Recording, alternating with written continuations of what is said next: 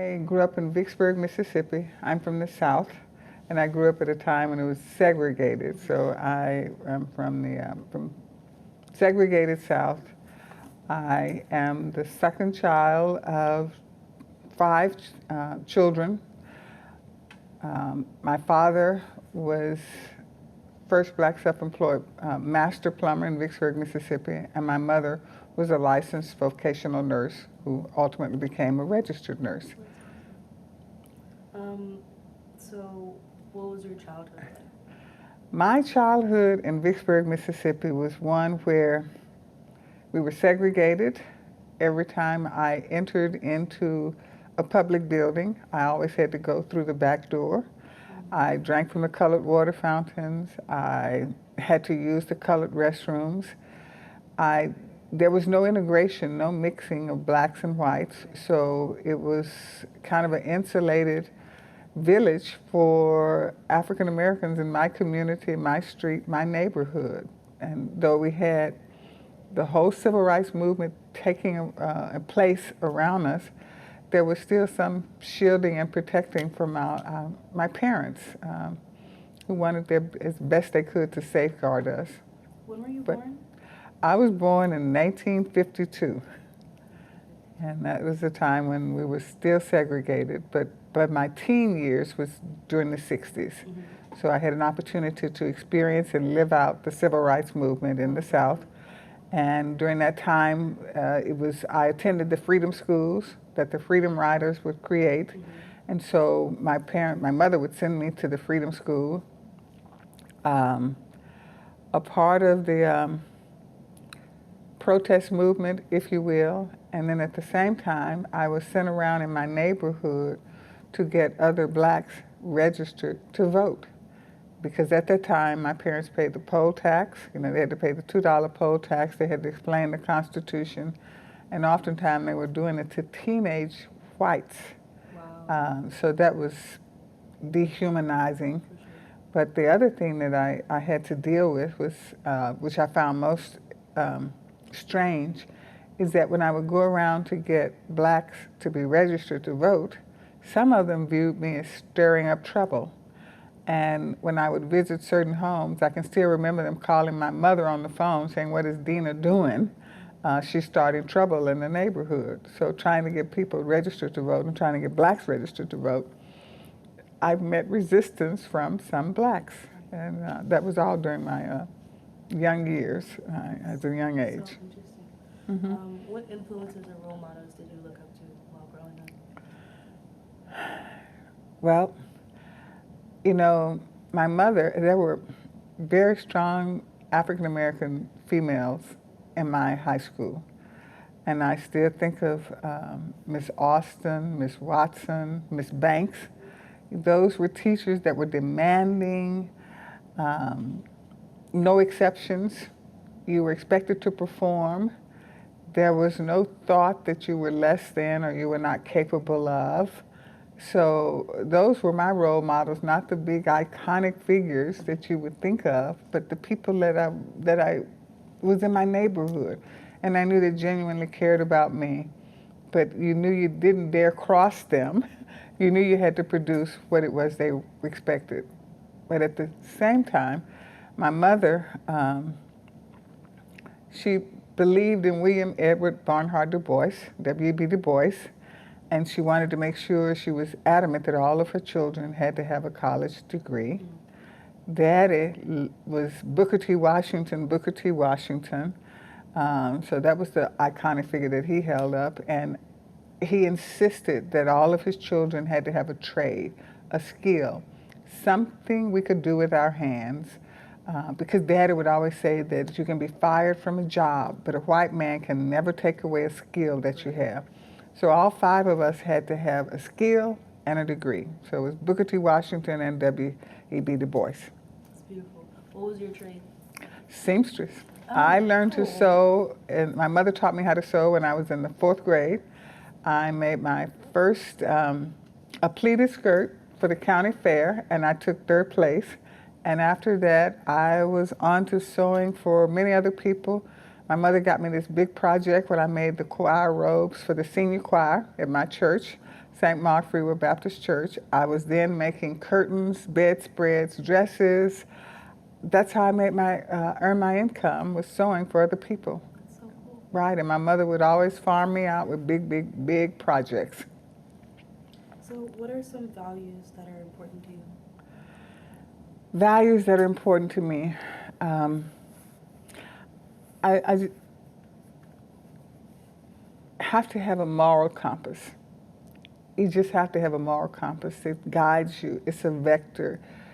It's every day. It's not something that you pick up today and then lay it down for tomorrow. So I think a moral compass, ethics, making ethical decisions at all times, integrity.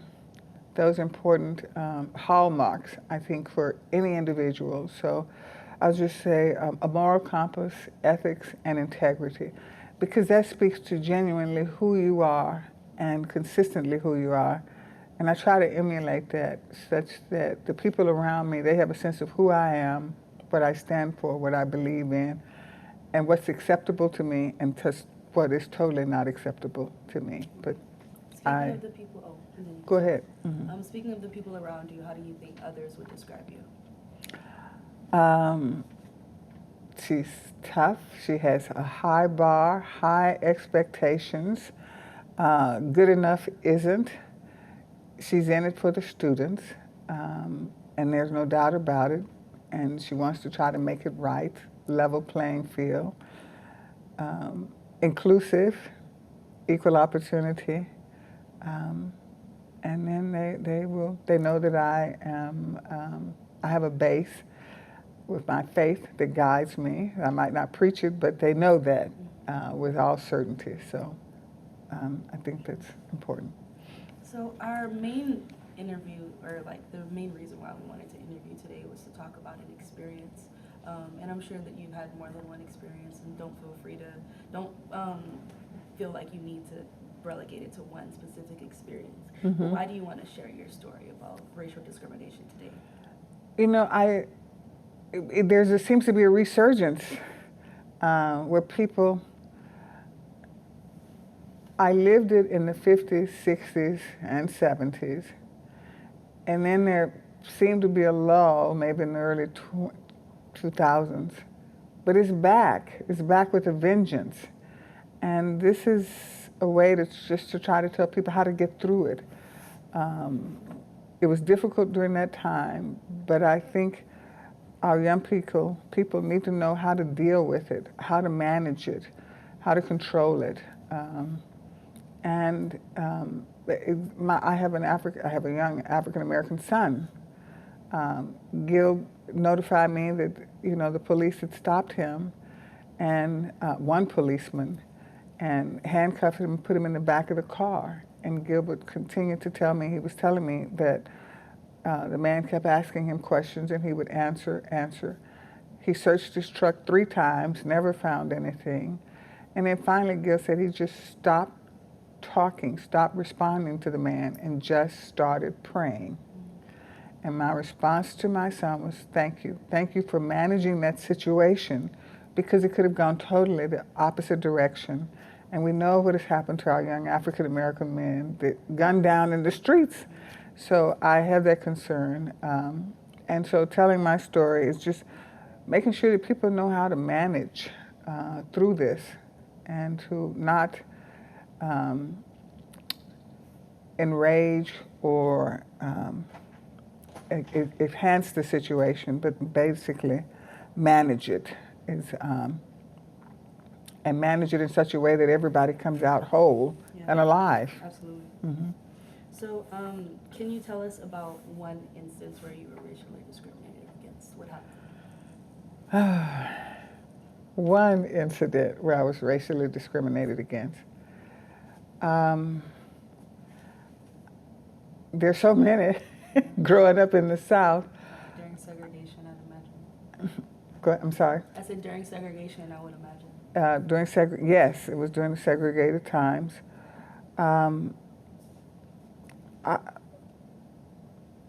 I think about when I went off to graduate school, I was so proud.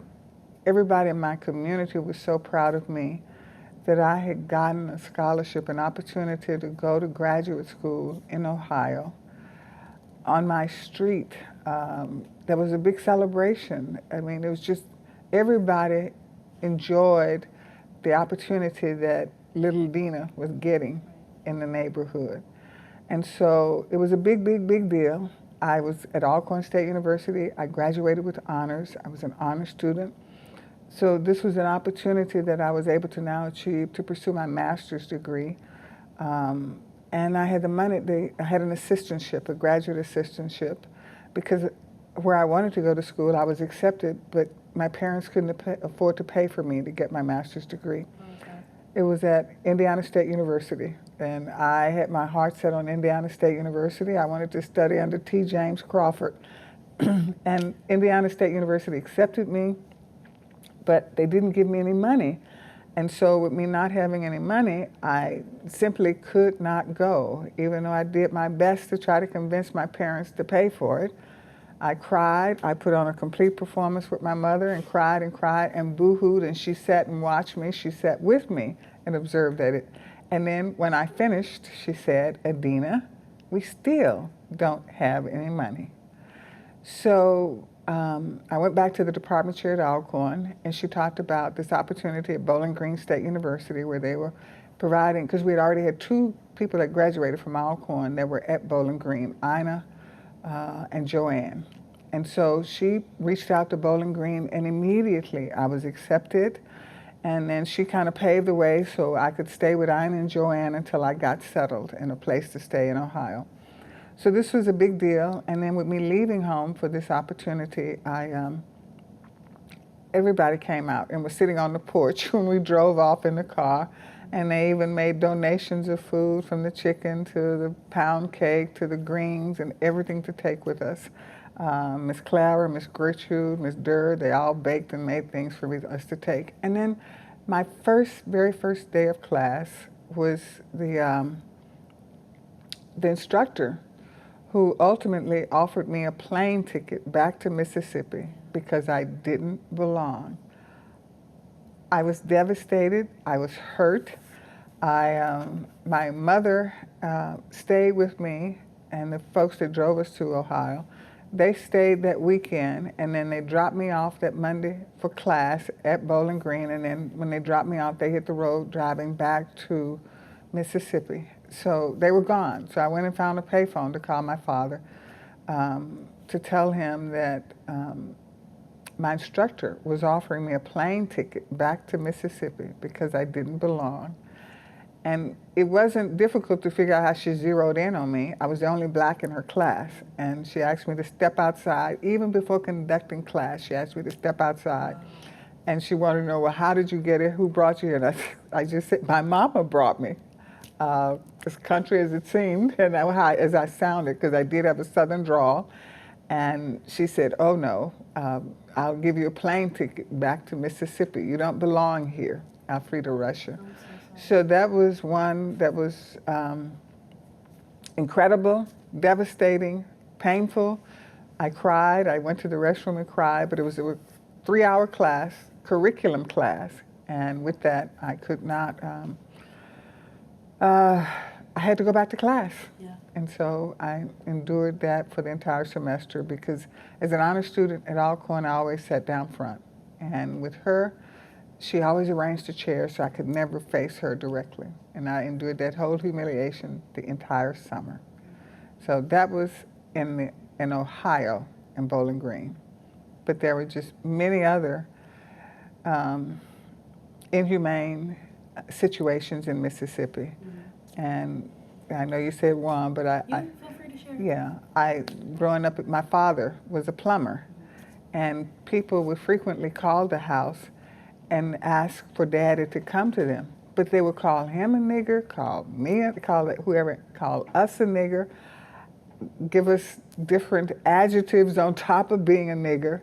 And so with him being the first black self-employed plumber in Vicksburg, Mississippi, we were constantly humiliated with his clientele who would call the house and say, send that nigger over here, demanding, not asking, but demanding. And he became hugely popular because he was able to install plumbing into the US Post Office, the old post office.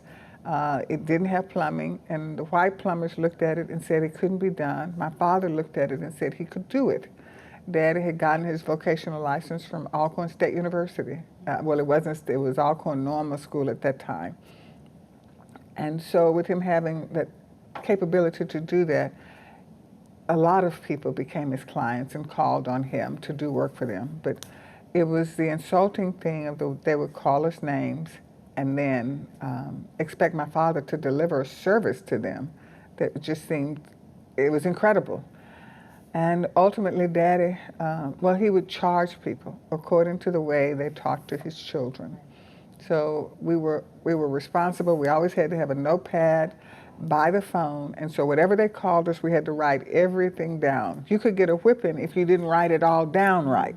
So you had to write down everything they said to you, and even tell them, repeat that. And he would charge them according to the way they talked to his children. He would take the child that took the message with him to the job site if they didn't have a phone, or he would call them, and we had to stand there when Daddy would call them back, and he would always say, I have a special price just for you. And people thought that Daddy was giving him a great price, but in reality, he was increasing his fees based upon the number of times they called us out of our name. And then he would have us standing there, so we knew Daddy was getting them back for what they had said to us. So he was kind of restoring our humanity while increasing his price. And for the people that called the house and said please and thank you to his children, Daddy would do the work and say no charge. And they never knew why, but we knew what he was doing. Right. So, two in the South and in the North, two experiences of segregation. How do you think racism plays into both of those separate experiences? Well, it's not just in the South. I learned that real fast. But my experiences were in the South. It was very overt. You knew what people were doing and saying. In the North, it was kind of covert. You know, she presented it as though I'm going to give you a plane ticket back to Mississippi. I'm doing something special and nice for you. In the South, you knew where you were coming from. So it's not just what I learned from that. It's pervasive. It was throughout the United States. People would talk about how bad the South was. Well, I experienced it in the North as well. And then even being at Bowling Green, the Klan was having their conference on campus wearing white robes. So I just learned that it's not place-based or location.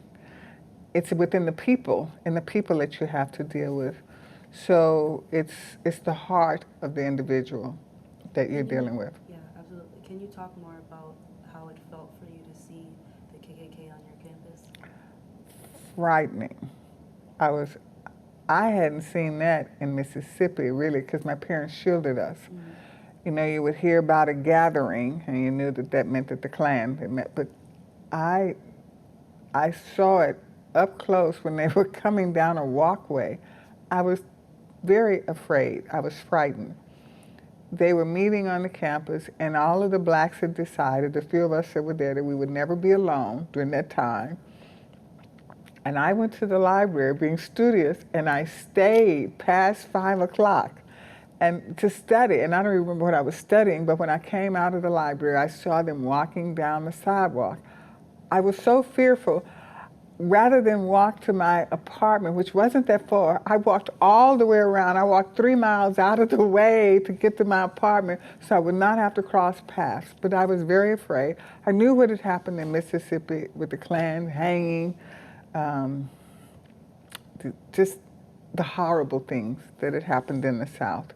From castrations, decapitations, cutting babies out of mothers' wombs. It was just too much. And I was afraid. How did your classmates react to Did you tell anyone about Of what you course, saw? I told them, and they all said, well, you were supposed to be. We all agreed. And so it was on you, Adena.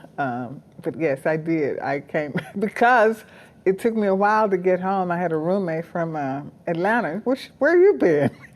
I said, sweating, tired, exhausted from having to walk much further than what I'd intended. And then the intense study session just added to it. So, yes, we talked about that.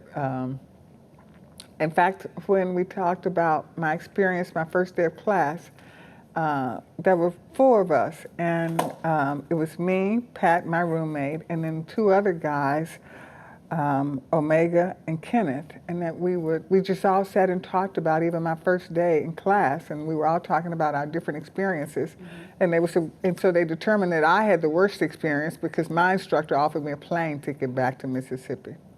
Wow. How would you describe the impact of these experiences on your life? You know, it taught me that you have to learn how to deal with it.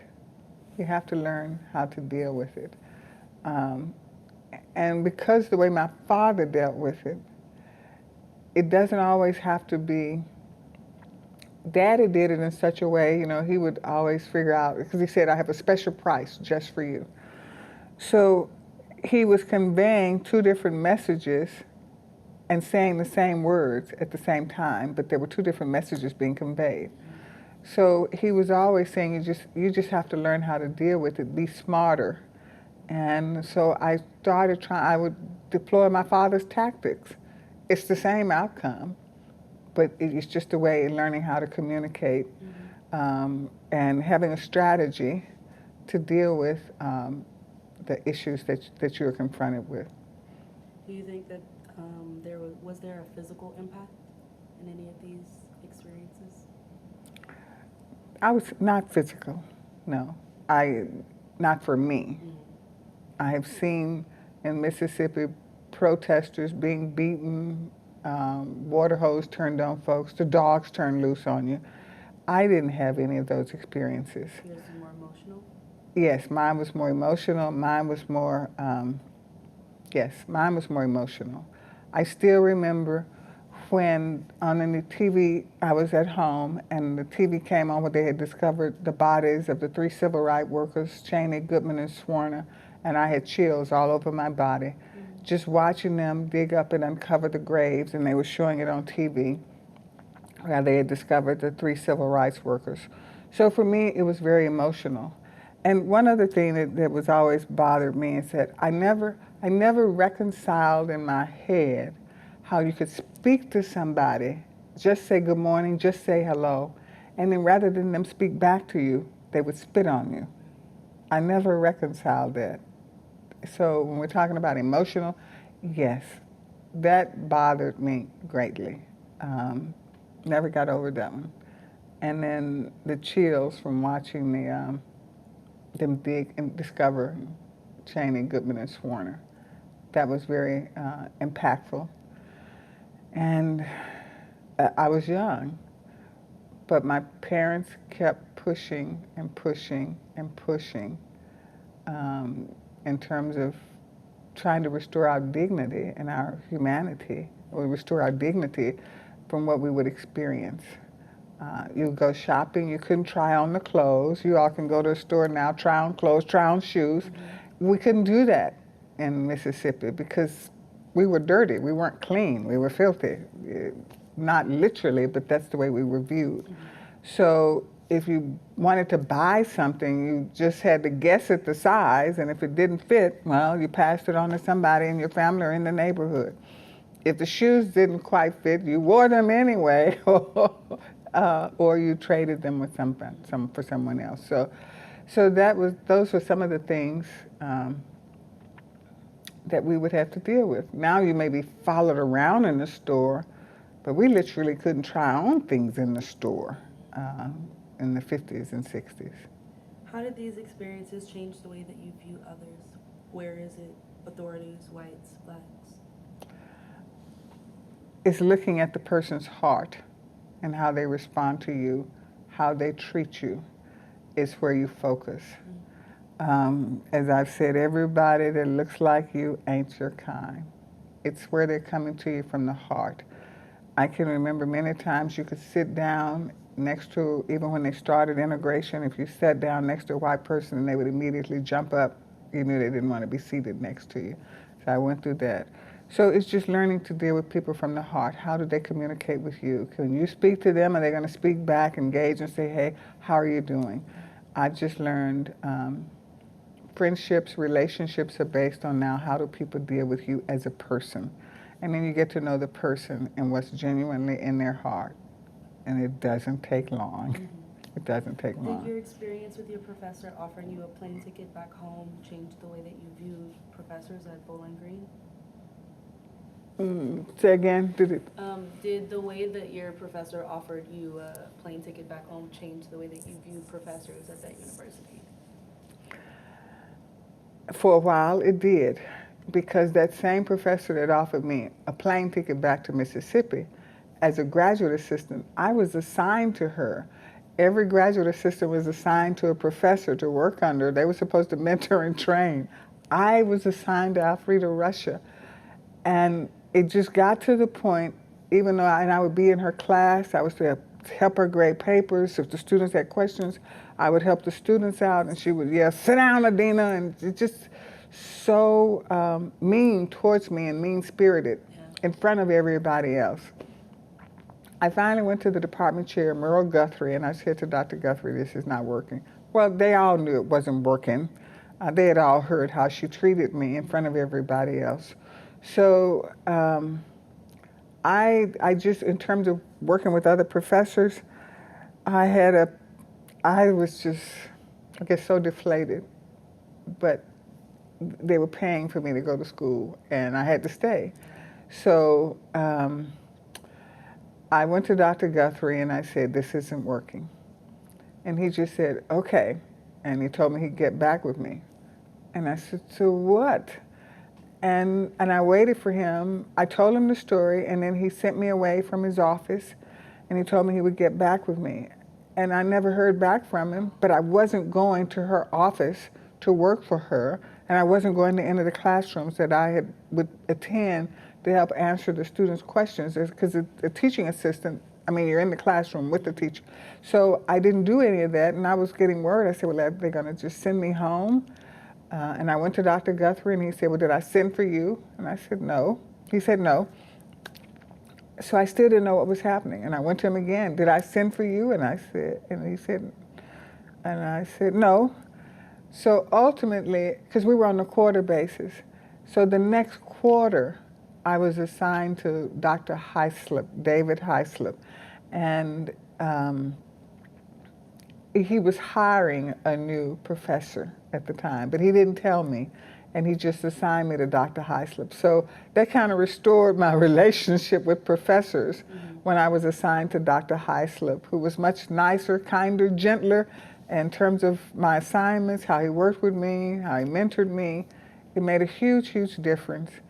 And so he was kind of restored my faith, but then I had the research professor that I was taking a class with, Dr. Hamid, and Dr. Hamid was one I was confronted with, I guess I could say racism again, because he just simply didn't believe that we could perform, is what I ultimately gathered.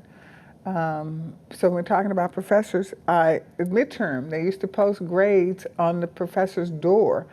And so when I went to check out my grade, everybody had a grade except when you saw Adena Williams, there was nothing there. It was a blank. So I went to his office during office hours and I asked Dr. Hamid, well, I mean, where's my grade? And he said, well, it's somewhere in between, Adena. And I said, well, what do you mean somewhere in between? And he said, it's just somewhere in between. And I said, between what? And he said, between an A and a B. And I said, well, just give me the grade that I earned. He said, well, I can't because it's somewhere in between. And then at the end of the semester, there were only 5 people to finish the class. And he gave 2 A's and 3 C's, and I got an A.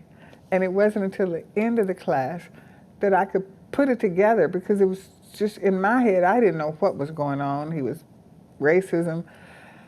And then I realized he just couldn't accept the fact that I could be even more successful in his class than the other whites because I was, again, the only black.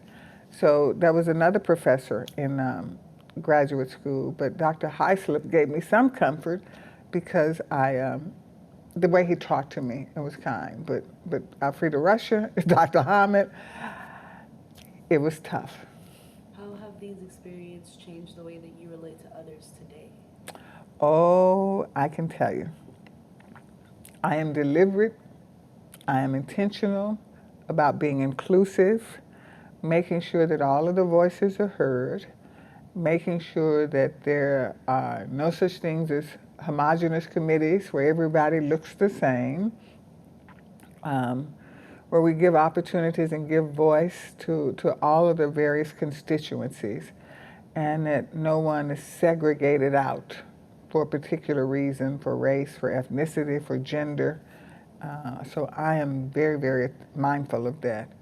I remember even at one point in time when I was an executive dean, they made change the title to provost when I was in El Paso. And I remember Eddie Weller saying the fact, she's not going to listen to us unless we have everybody present on the committee. And I said, right, you finally got it. So when we have selection committees, screening committees, it has to be a diverse group of individuals. When we have, and then I'll say if the department has no diversity, then you need to borrow some. And then when we have various committees on the campus, I am very attentive to being ensuring that there is a diverse representation, diverse voices, because that makes for a better product, a better outcome. Even if it's not, if there's a contrary voice, that's still helpful because that helps you produce a better outcome. So that's how it has shaped me from going from segregated to being always intentional about being inclusive. Mm-hmm. How do you feel about sharing these experiences here today? I do. I try to share as often as I can. I don't hold back. Some of my experiences will make some people uncomfortable, totally uncomfortable, but I do share those experiences. I can remember being the Martin Luther King Day speaker in Santa Monica because I used to work there, and the former mayor invited me back to be the Martin Luther King Day speaker. While you're looking out over a predominantly white audience talking about Martin Luther King, is still an opportunity to share, to sensitize people to the hurtfulness that they can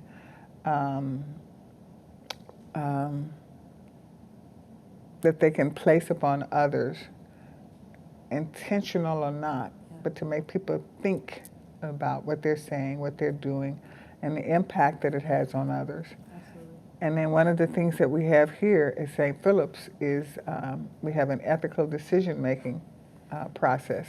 It's our quality enhancement plan. And that's a part of it down the wall, the ethical decision-making, where we're taking students through how do you make ethical decisions and make an ethical decision not only based on how it impacts you, but how the consequences that it has upon others. Absolutely. Mm-hmm. So in each of these situations, is there anything or what did you do to pursue justice in the aftermath of those experiences? Well, when I know it's wrong, I've always said, never let it be said that Adena Losten encountered a problem and stuck her head in the sand. Mm-hmm. If I know it's wrong, if I know the outcome is wrong, if I know there's been an injustice or someone has acted inappropriately, I do address it. I call it to the forefront, and sometimes it forces people to be uncomfortable, mm-hmm. but they must try to make it right. And that's, if it's in front of me, I try to make it right. Yeah, and I don't let it stand when I know that it's the wrong decision. Yeah. Mm-hmm. Did you ever face any obstacles to being this person of such integrity? Do I face obstacles? Mm-hmm. Sure, I do. And at one point in time, it would bother me, but then I drawn upon my faith in terms of making decisions. I go back and I just say, I'm Esther. And if you remember the story of Esther, who was married to King Xerxes, ruling over 129 provinces, reminding that I put you there for such a time as this, for that very decision. So when I have obstacles, challenges, people that, naysayers, not particularly happy, I find a way to weather the storm by just drawing upon my faith and then acknowledging, and I just say, in this still, small, quiet voice, if you be still, reminds me, that's why I put you there for such a time as this and for this very decision. And then you keep going. You know you have detractors, haters, people that are not happy. But I feel I'm confident in that I made the right decision. And everybody isn't going to be happy, but it's the right decision and the right thing to do. And so that propels me, gives me a little bit more momentum to make the tough decision, to make the tough call. Is okay, you're Esther. And I refer to myself as Esther, and it helps. It helps tremendously. Mm-hmm. In the aftermath, or to date, if those experiences happen to you, would you do anything differently to seek justice for yourself? No, I can't see that I would do anything different. The same experiences, you know, because on any given day, it can happen to me now. If you stand me, if there's a white male standing next to me, and the person is looking for Dr. Losten, they're going to go to him. Some people will automatically go to the white male. When people have said to me, you're different, I remember when I went to Arkansas State University and they were saying, well, you're different. I said, no, I'm not different. I'm no different. Because trying to set me apart and say, well, you're different than most blacks. No, I'm not. My hair gets wet, I will have an afro immediately. I'm not any different. So I never allowed anybody to set me aside, even though they may say you're different than all the rest. I would always say, no, I am not. Absolutely not. What societal changes do you think we need to happen in order for race relations to become better? I am utterly frustrated that the person who has the highest, most visible position in our nation has allowed, I think he has not only allowed, but encouraged racism to raise its ugly head, for people to come out of the dark, where they were at one point in time, you know, this is not acceptable. I can't show my racism, I can't show my hatred, I've got to at least be civil in our society with my responses, and I've got to be, whether it's, be correct in my language. That's gone now. So what would I do? The question is, what would I do to what do you think, what societal changes do you think need to happen regarding race relations? I think we need to be, as a nation, mindful that,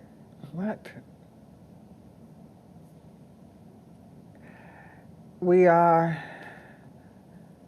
you know, I can go and say I could say we're all God's children, but no one race is better than another. And then how do we get our society to accept that? Because people are being trained as children and growing up and being taught in their own homes that I'm better than somebody else. And so to change all of that, it means like you need to start over in the homes and in how people are being raised, because you don't know that I'm different than you or I'm better than you unless somebody's telling you that and teaching you that. And so racism is taught. I believe that. You're not born a racist. So in terms of a societal change, it's just a reckoning. There needs to be a reckoning in terms of people's hearts and minds. And what I learned in Mississippi is that people struggle with the fact that a white person would struggle with a black was doing better than them. How can this be? This is out of order. It's against the nature. It's against God. And so, but people were taught that. And so being taught that we need to change the way we're orienting, the way we're teaching our children in terms of what to believe. And then the experiences that we have when we apply for jobs, when we seek higher offices, it should be best qualified, and that is not based on skin color. Well, Martin Luther King said, I just thought about, it's the content of my character, not the color of my skin. So if we can all get to that reckoning in society, content of character, not color of skin, I think that will propel a change. Do you think it should be handled the same or differently compared to the past? Race relations. Oh. Should it be the same or differently?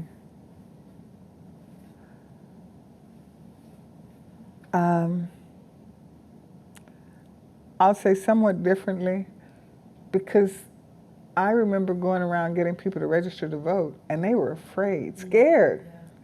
Yeah. They thought I was inciting trouble when I was just trying to create greater opportunities for them.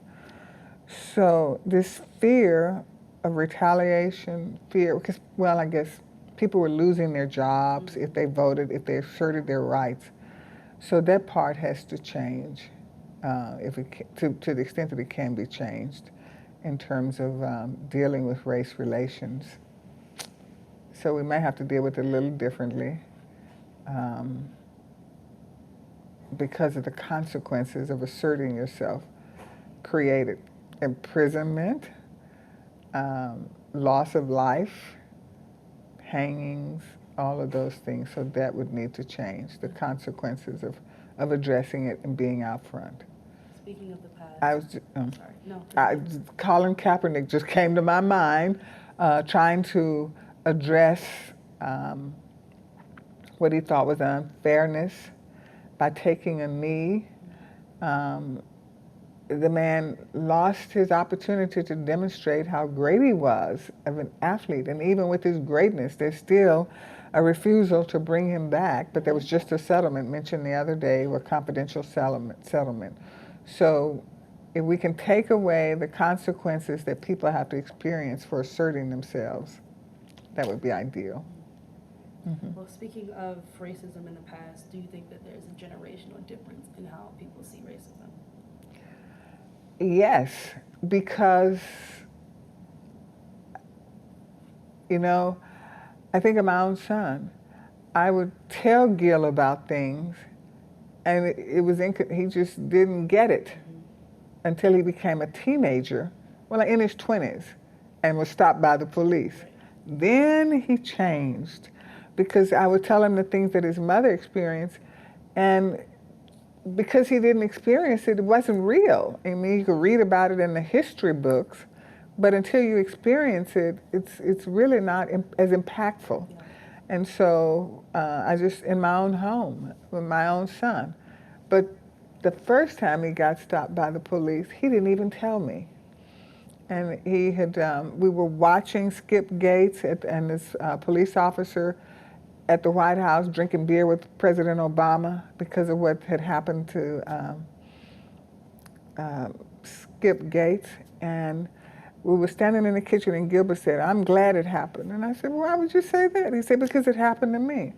I said, "Gil, what are you telling me?" And he told me that he had cooked dinner and we was just going to the store to buy him a Coke to eat with the meal that he had cooked. And he was driving my Lexus coming out of a neighborhood where the home started at 300-some thousand, and the police stopped him because he was coming out of the wrong neighborhood and driving a stolen car, so they thought. And when he told me that he had been stopped by the police, all I could do was grab him and hug him. So yes, but now he knows it's real, yeah, because he's no longer a child. He's dealing with it He'd been stopped. The last time he was stopped, he called me at midnight. Well, it was a little after 12, and he said, "Mama, can I be honest with you?" And I said, "Well," looking at the clock, "Yes, tell me everything. Don't leave anything out." And when he told me that he had been stopped by the police, and that was the one that handcuffed him, he was just coming from watching a fight at a restaurant in Grooves, and they told me that the police had stopped him. And I said, "Well, Gil," and he told me that he ultimately let me go. He said, "But Mama, I just sat in the back of the car and just started praying. And I remember saying, "Well, do you want me to call the police on the police?" And he said, "No," but I did call him back that Sunday morning to say, "How are you doing?" He said, "I'm okay." I said, No. You were stopped last night. You were handcuffed and put in the back of a car. How are you doing mentally?" So that was, yes. Okay. Do you think that there's a generational difference in how people handle racism? Not anymore. There was a time when it was saying that's not me, that didn't happen to me, but now that it's being more pervasive, we're seeing African Americans with no weapons being gunned down, no cause, or being shot multiple times in the back. I think it's changing, and people are being more sensitized to it because of what they see now. So I not anymore. There may have been a time when I thought that, well, the generation is just lost. They don't, they're not as involved. It's not impacting them, so they don't care. But now it has changed. Yeah. And so I think, yeah. Mm-hmm. In what ways are you hopeful? I'm hopeful that equality will reign. We'll all be viewed as equals. Equal opportunities, equal access, equal employment opportunities, access to higher education. What will change? You cannot be an African American at an Ivy League school and sitting and having lunch and then having the police called on you because you're in the wrong place. Right. So I'm hopeful that people's minds and hearts can be changed, but because we know it's only because when your heart is changed, it changes your heart, that you can look at another person and not see color, because that's really hard, but you can see an individual, that we can view each other as individuals, and that's what I'm hopeful about. Absolutely. Okay? So now I'd like to explore the spiritual impact of the experiences that you've shared with me. So how would you describe your background in faith?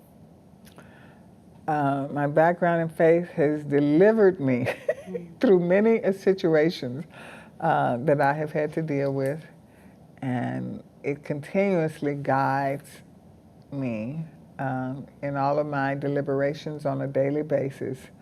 I allow it, when we can say that I have the preparation, the bachelor's, the master's, the PhD, my faith and my religion will override all of that and bring me to a better place in my decision making. And yeah.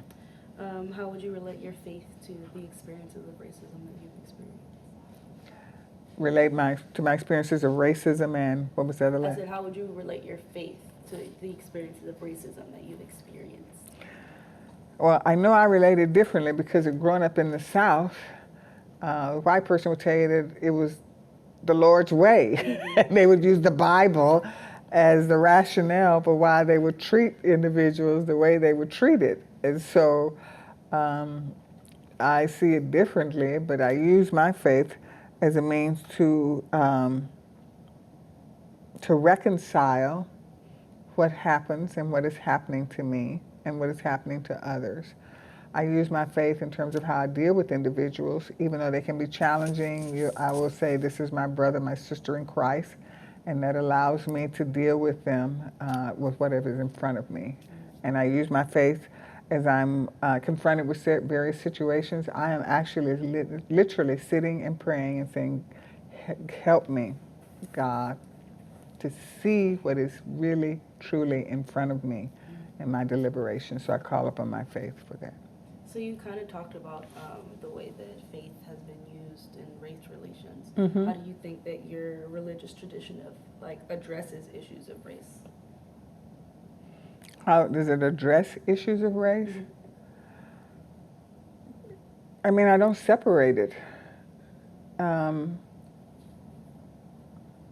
Even now, you know, in my Sunday school class, we know that the person that's in the White House um, has made disparaging remarks, a shithole country. Yeah. But so we use faith, we pray. We just use prayer. We do pray. And so, as vulgar as it seems, we still say that prayer. We still use prayer, and we pray. Do you think that it's addressed by leaders or handled by the community more? It's having to be handled by the community more. We're seeing leaders abdicate, totally abdicate, remain silent when they know something is wrong. And these are elected officials that we have sent to our nation's capital. Rather than speak up, speak out, say this is abhorrent, this is wrong, this is inappropriate, they have just gone dormant. And that is,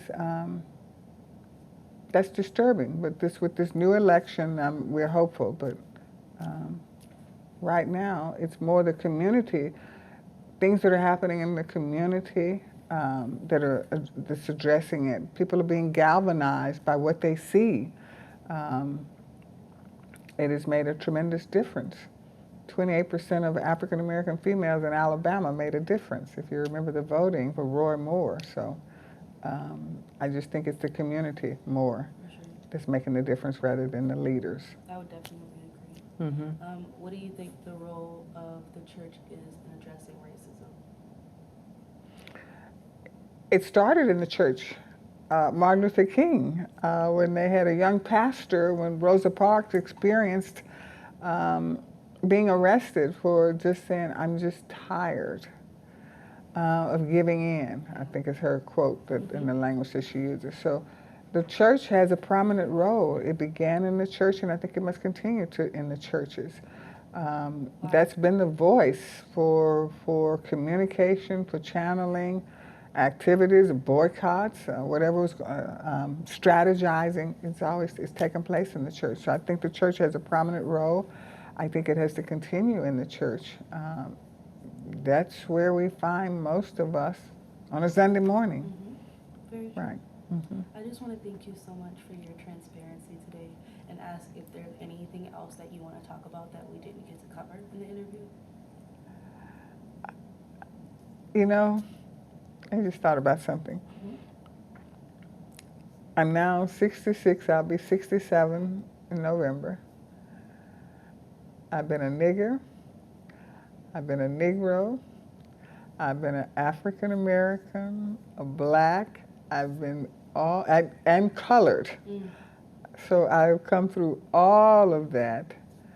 I still feel like I'm Adena, a person. And whatever the labels others have placed upon me, I've still come through all of that. And so my advice to others is the labels for me now, it doesn't matter. It's just the experiences and the relationships that you have and that you establish and what's in a person's heart. That's what's most important. For sure. Mm-hmm. What would you want people, especially in our generation that are watching this, to take away from your experiences in your life story? Whatever you're confronted with, or when you're confronted with racism,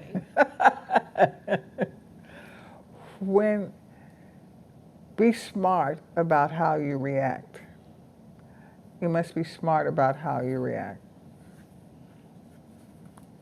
Getting frustrated and exiting the room is not the thing to do. It's to stay there and challenge what you're being confronted with, and challenge it with voice. Do not remain dormant and silent, because that's complicity. you're being complicit.